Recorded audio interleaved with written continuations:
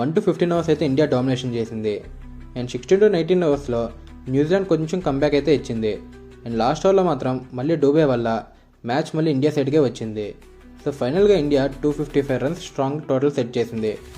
చేస్కి వచ్చిన న్యూజిలాండ్లో ఆల్మోస్ట్ ఒక player performance మాత్రమే హైలైట్ అయింది. టిమ్ సైఫర్ట్ 26 బాల్స్లో 52 రన్స్ చేశాడు. అండ్ లాస్ట్లో శాంట్నర్ కూడా 43 రన్స్ చేశాడు. సో న్యూజిలాండ్ మ్యాచ్లో ఉండాలంటే వాళ్ళు చేయాల్సింది లాస్ట్ ఓవర్లో 10-12 రన్స్ మాత్రమే రావాల్సింది, లేదా పవర్ ప్లేలో 65-75 రన్స్ స్టార్ట్ రావాల్సింది. కానీ రెండు రివర్స్ అయ్యాయి.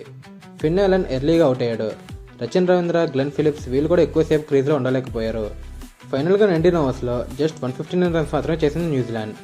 ఇండియా బౌలింగ్లో హార్దిక్ అండ్ అభిషేక్ 1 వికెట్, అక్షర్ పటేల్కి 3 wickets and man of the match Jasprit బుమ్రాకి 4 వికెట్స్. బుమ్రా గురించి ఎంత చెప్పినా తక్కువే bros. The man, the myth, the legend అని చెప్తాను. రన్స్ కంట్రోల్ చేయాలన్నా, వికెట్స్ కావాలన్నా కెప్టెన్ ఫస్ట్ వేసే బౌలర్ బుమ్రానే.